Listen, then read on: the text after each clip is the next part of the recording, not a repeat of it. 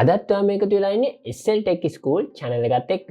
ඉතින් අද අපි මේ වීඩියෝ එකෙන් කතා කරන්න යන්නේ ඔයාගේ ගෙදර තියෙන බයික් එකේ හෝ ඔයාගේ වාහනේ ලයිට් වල තියෙන සීරීම්. එහෙම නැත්නම් මේ ලයිට් වල අවපැහැගැන් වෙලා තියෙනවා නම් කොහොමද මේ ලයිට් එක අපි කඩෙන් ගත්තා වගේම අලුත්ම විදිහට හදාගන්නේ කියන එක ගැන.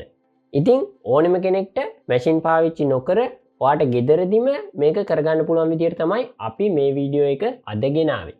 ඉතින් මේ වගේ වීඩියෝ ගොඩක් අපේ channel එකේ තියෙනවා. ඔයා කොහොමද තනියම ගෙදරක් වයරින් කරගන්නේ, එහෙම නැත්නම් සිවිලිමක් දාගන්නේ, වැහි පීල්ලක්, එහෙම නැත්නම් ඇලුමිනියම් වැඩ. ඉතින් මේ වගේ වීඩියෝ ගොඩක් අපේ channel එකේ තියෙනවා. ඔයාට channel එකට ගියොත් ඒ වීඩියෝ බලා ගැනීමේ හැකියාව තියෙනවා.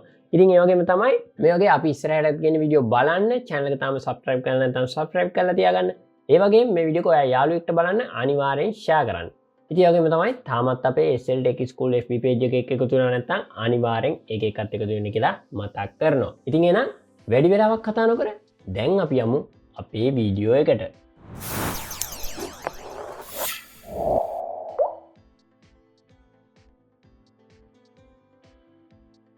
ඉතින් කලින් කිව්වා වගේ අපි අද කතා කරන්නේ කොහොමද අපේ මේ ලයිට් එක තියෙන සීරීම් පළුදු ඒ වගේ දේවල් හදාගෙන කඩෙන් ගෙනාව අලුත්ම ලයිට් එකක් විදියට කොහොමද අපි මේක සකස් කරගන්නේ කියන එක ගැන. ඉතින් මේකෙදී අපි CT100 බයික් එක හෙඩ්ලයිට් එකක් කොහොමද මේ අලුත්ම විදියට සකස් කරගන්නේ. කියන්නේ සීරීම් තියෙන හෙඩ්ලයිට් එකක් අපි කොහොමද කඩෙන් ගෙනාව වගේ මේක පොලිෂ් කරගන්නේ කියන එක ගැන තමයි මේ වීඩියෝ එකේදී අපි අද කතා කරන්නේ. ඉතින් ඕනෙම බයික් එකක ඔයාට පුළුවන් මේක මේ විදියට සකස් කරගන්න. ඉතින් බයික් එක විතරක් නෙමෙයි ඔයාගේ තියෙන වාහනේ වුණත් ඔයාට පුළුවන් මේ විදියටම ඔයාට ගෙදරදීම මේක සකස් කරගන්න. ඉතින් ඔයාලට දැන් පේනවා ඇති මෙන්න මේ කියන ඩැමේජ් එක තමයි අපි අද හදාගන්නේ. ඉතින් මේකෙදි මේ විදියට සීරීමක් තියෙනවා. ඉතින් මේක සම්පූර්ණයෙන්ම මේ සීරීම හොයන්න බැරි විදිහට අලුත්ම ලයිට් එකක් විදියට සකස් කරගන්නවා. ඉතින් වීඩියෝ එක අවසානයේදී ඔයාලට දැක ගන්න පුළුවන් කොහොමද මේක කරේ කියන එක. ඉතින් මේ වගේම සීරීමක් මේ ලයිට් එකේ තවත් මෙන්න මේ උඩ පැත්තෙන් තියෙනවා මෙන්න මේ මුල්ලට වෙන්න. ඉතින් මේකත් අපි අර විදියටම සකස් කරගන්නවා. හැබැයි මෙතන මේ උඩම නම් පොඩි පිපුරුමක් තියෙනවා. ඒ පිපුරුම සකස් කරගන්න බෑ. නමුත් ලයිට් එකේ තියෙන ඕනෑම සීරීමක් කොච්චර දුරට සීරලා තිබ්බත් අපිට මේක සකස් කරගන්න පුළුවන්. ඉතින් මේ කියන සීරීම් දෙක අපි බලමු කොහොමද කරන්න කියලා. ඉතින් මේකෙදි අපි මුලින්ම කරන්නේ මේ සීරීම තියෙන ස්ථානය අපි 400 වගේ ඇමරිකොලයකින් මුලින්ම කපා ගන්නවා. ඒ කියන්නේ සීරීම ටිකක් දුරට තියෙන නිසා අපි 400 වගේ වැඩි කොලයකට යනවා. එතකොට ඒකෙදි ගොඩක් අපිට කැපිලා යන විදියට කපා ගන්න පුළුවන් නිසා අපි 400 වගේ කොලයකට යන්නේ. එතකොට 400 වගේ ඇමරිකොලයක් ඔයාලට හાર્ඩ්වෙයාර් එකකිනුත් මිලදී ගන්න පුළුවන්. ඉතින් පොඩි ගාණක් වෙන්නේ. ඉතින් මේ වගේ කොලයකිනුත් පොඩි කෑල්ලක් යන්නේ මේ සඳහා. එතකොට 400 වගේ කොලයක් අරගෙන මේක හොඳට කපා ගන්නවා. ඒ කියන්නේ මේකේ අපි අර සීරීම නැති වෙනකන් අපි මේ විදියට කපා ගන්න ඕනේ. ඉතින් ඒ විදියට කපා ගන්නකොට මේ විදියට ඔයාට මේ ඩස්ට් එක වතුර වලින් පිහලා ඉවර වෙලා ඔයාට ආපහු මේක කපා ගන්න පුළුවන්. වතුර දදා මේ විදියටම මැකෙනකම් මේක ඇමරිකොලේ පාවිච්චි කරලා මේක කපා ගන්නවා.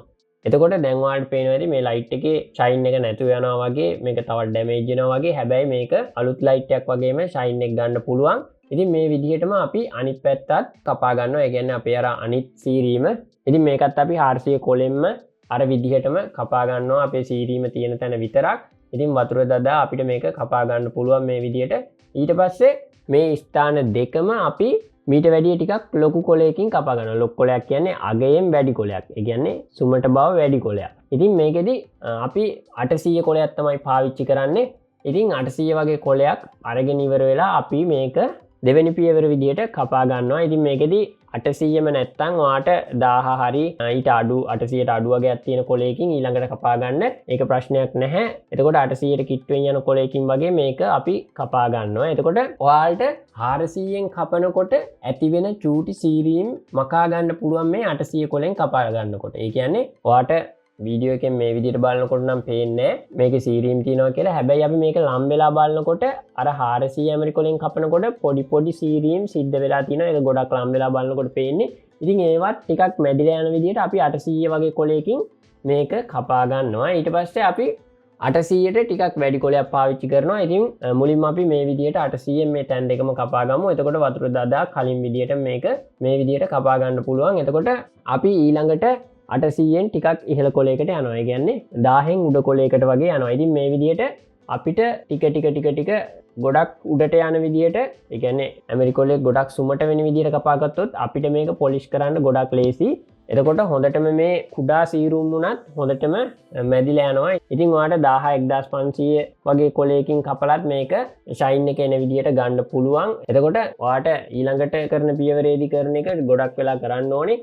ඒ වගේම 800 වගේ කොලෙන් විතරක් කැපුවොත් අපි ගොඩක්ම ලම් වෙලා බැලුවොත් විතරක් චූටි සීරීම් අපිට දැක ගන්න පුළුවන්. නමුත් ටිකක් ඈතට ගිහින් බලනකොට මේකේ සීරීමක් තියෙනවද කියලා හොයන්නවත් බෑ. ඒ කියන්නේ අපි සාමාන්‍ය ඒ සීරුම තිබ්බ ස්ථානයෙන් විතරක් ළඟින් බලනකොට විතරයි මේ චූටි සීරීම් පෙන්නේ. ඒත් 800 කොලෙන් කැපුවොත් ඉතින් ලොකු කොලයකට යනකොට මේක සම්පූර්ණම මැකිලා ගිහින් අලුත්ම ලයිට් එකක් විදියටම සකස් කරගන්න පුළුවන්. ඉතින් ඒක නිසා 2000 විතර කොලයකට යන්න පුළුවන් නම් හොඳයි ටිකෙන් ටික. එතකොට ඒ විදියට මේ විදියට මැදගෙන ඉවර වෙලා අපි ඊළඟට තමයි මේ පොලිෂ් එක කරන කොටස කරන්නේ. එතකොට මේකෙදී අපි පාවිච්චි කරන්නේ මෙන්න මේ වගේ වැක්ස් එකක්. මොකද මේක ඕනම කෙනෙක්ට කරන්න පුළුවන් විදියට සකස් කරපු වීඩියෝ එකක්. ඉතින් මේකෙදී ඔයාලට හાર્ඩ්වෙයාර් එකකින් එහෙම නැත්නම් බයික් පාර්ට්ස් ෂොප් එකකින් ත්‍රී වීල් පාර්ට්ස් ඒ වගේ ෂොප් එකකින් ඔයාලට පුළුවන් මේ වැක්ස් එක මිලදී ගන්න රුපියල් 200 ගාණක් වගේ වෙන්නේ. ඉතින් 200 ගාණක් වුණත් මේකෙදී ඔයාලට රුපියල් 100ක ප්‍රමාණයක්වත් මේකෙන් යන්නේ නැහැ. ඊටාම් පොඩි වැක්ස් ප්‍රමාණයක් තමයි මේකට යන්නේ. එතකොට ඔයාලට රුපියල් 100ක්වත් වියදම් නොකර මේක කරන්න පුළුවන්.